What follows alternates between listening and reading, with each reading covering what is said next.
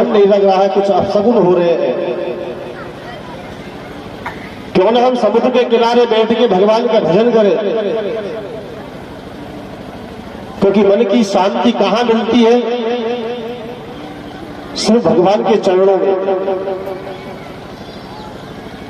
एक बार भगवान के पास में इंसान मनुष्य गया, कहने लगे महाराज तुमने मुझे जन्म तो दे दिया, उम्र भी 100 वर्ष की दे दी, पर मुझे कुछ तो और तो दो। भगवान अपने दोनों हाथों से सब कुछ लुटाने लगे। मैं तुझे ऐश्वर्य देता हूं, मैं तुझे अन्न देता हूं, मैं तुझे वनस्पति देता हूं, मैं तुझे वैभव देता हूं। सब कुछ दोनों हाथों से लुटा रहे थे कि भगवान के हाथ में से एक चीज थी, वो छुटक गई। भगवान ने उसके ऊपर पैर रख लिया। मनुष्य को सब चीज मिल गई, आनंदित हो गया, प्रफुल्लित हो गया। अब मुझे भगवान से कोई काम नहीं है, मेरे पास सब कुछ है। एक सज्जन ने पूछा महाराज तुमने इस इंसान को सब कुछ दे दिया, पर एक चीज आपने पास में क्यों रख ली? कहने लगे भगवान अगर ये चीज भी अगर मैं इंसान को दे देता ना, ये पलट के मेरे पास कभी नहीं आता। उसने पूछा महाराज ऐसी क्या चीज है जिसके कारण ये इंसान पलट के तुम्हारे पास में आएगा? भगवान ने अपना चरण हटाया तो चरण के नीचे निकली शांति। भगवान ने कहा जीवन में अगर शांति चाहिए, सुख चाहिए, तो मेरे शरण में आना ही पड़ेगा, क्योंकि सुख शांति सिर्फ मेरी शरण में है और वैभव ये संसार में पड़ा हुआ है। अगर मन में अशांति है तो भगवान का भजन करिए। अपने सभी कुटुंब के लोगों को भगवान समुद्र के किनारे ले गए। वहां जाके भजन तो नहीं किया, सब लोगों ने मदरा पान कर लिया और नशे में धुत हो गए, एक दूसरे से लड़ने लगे। मामा भांजे को मारने लगा, भांजा मामा को मारने लगा, पिता पुत्र को मारने लगा, एक दूसरे को मारने लगे। अब वो तो गए थे भजन करने के लिए, हथियार नहीं, अब कैसे लड़ा जाए? समुद्र के किनारे जो सरकंडे के जो पेड़ उगे हुए थे, उसी को तोड़ तोड़ के उसी का प्रहार करने लगे और एक दूसरे को मारने लगे। देखते ही देखते भगवान के कुल का नाश हो गया, सब समाप्त हो गए, कोई नहीं बचा। भगवान के मन में शांति उत्पन्न हो गई। कहने लगे इसको बढ़ाता हूं तो मैं बढ़ाता हूं, इसका विनाश करता हूं तो मैं करता हूं। बलराम जी से कहा दादा अब कलयुग आने वाला है, अब हमारा समय हो चुका है, अब हमें चलना चाहिए। बलराम जी समुद्र के किनारे बैठे, अपने श्वास को ब्रह्मांड में खींचा और योग माया के द्वारा इस धाम को छोड़ के अपने सुधाम को चले गए। बलराम भगवान की जय। सुखदेव मुनि वर्णन कर रहे हैं राजन, भगवान सुधाम जाने की तैयारी कर रहे हैं। जैसे ही भगवान के सखा मित्रों को पता चला कि भगवान जा रहे हैं, उद्धव को बुलाया। उद्धव कहने लगा प्रभु अगर तुम इस धराधाम को छोड़ के चले जाओगे तो कलयुग का प्रवेश हो जाएगा। महाराज कलयुग में मनुष्य अल्प ज्ञानी हो, जो उसका गुणानुवाद करेगा, जो उसका श्रवण करेगा, जो उसका आयोजन करता रहेगा, उसको कभी भी कलयुग की माया का प्रभाव नहीं पड़ेगा।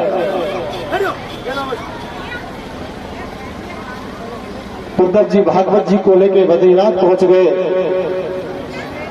अर्जुन कहने लगा प्रभु तुम चले जाओगे तो हम कैसे रहेंगे, हमारा क्या होगा? सुखदेव मुनि वर्णन कर रहे हैं राजन। अर्जुन से कहा अर्जुन मुझसे उठा नहीं जा रहा है, जरा तुम्हारा धनुष देना।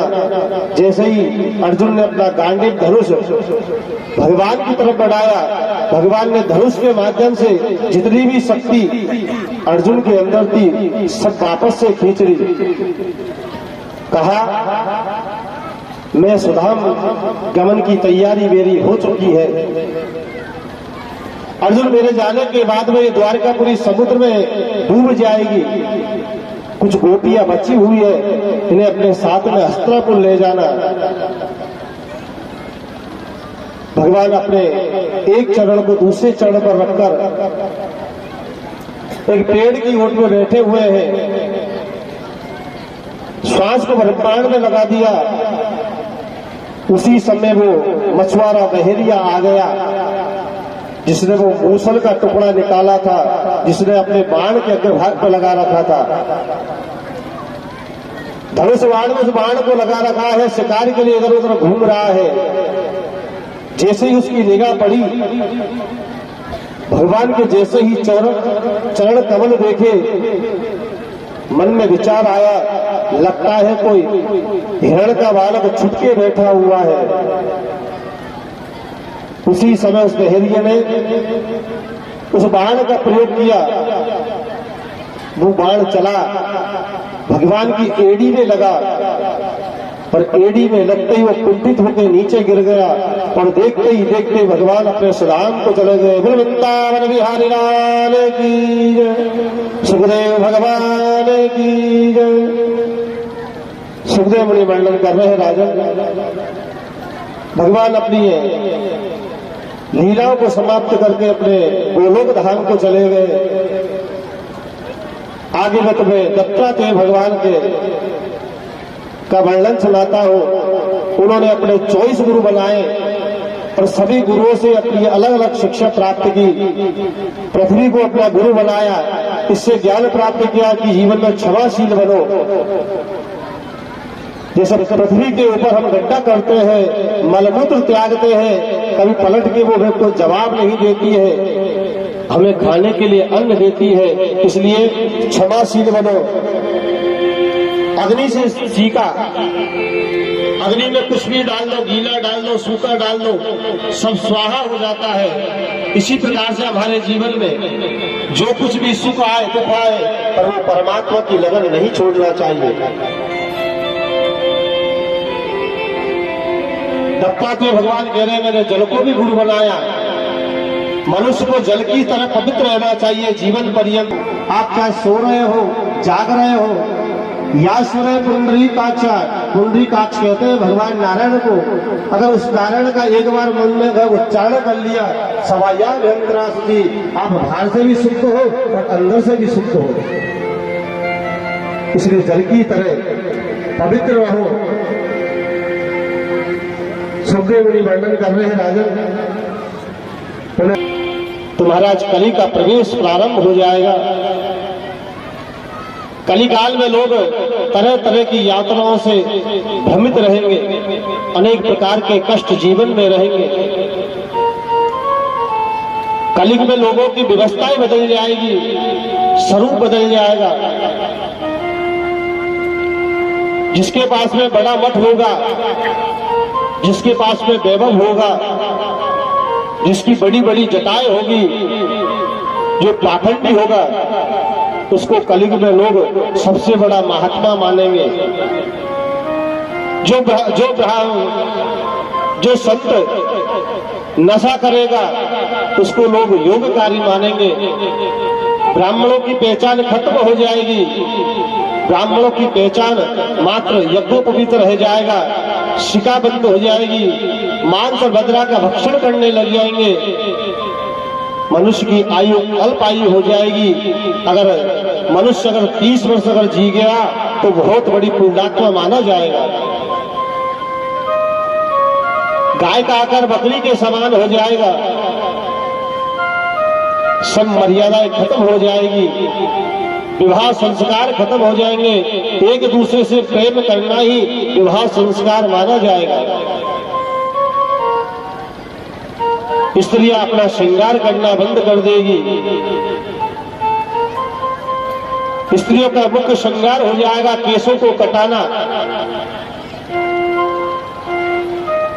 जब चारों तरफ हाहाकार बच जाएगा, चारों तरफ शूद्रों का साम्राज्य हो जाएगा,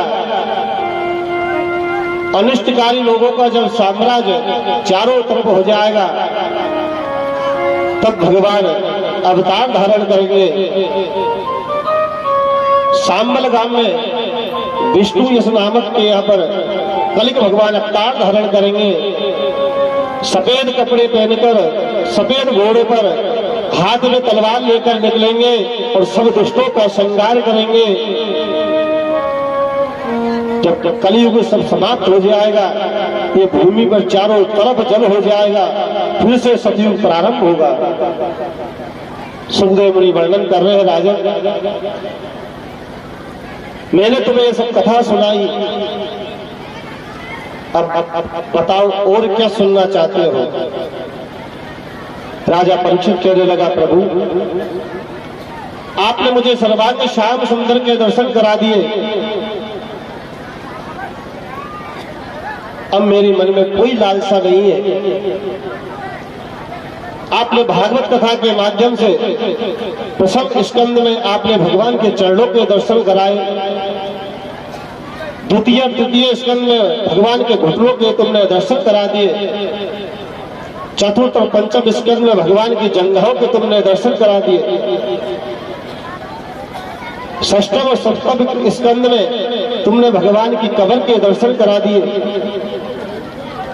अष्टम और नवम स्कंद में तुमने भगवान के उदर के दर्शन करा दिए, दसम स्कंद में तुमने भगवान के हृदय के दर्शन करा दिए और एकादश स्कंद में तुमने भगवान के मुख के दर्शन करा दिए और द्वादश स्कंद में तुमने भगवान श्याम सुंदर के संपूर्ण दर्शन करा दिए। हे प्रभु, अब मेरी सुनने की क्या इच्छा है। उसी समय भगवान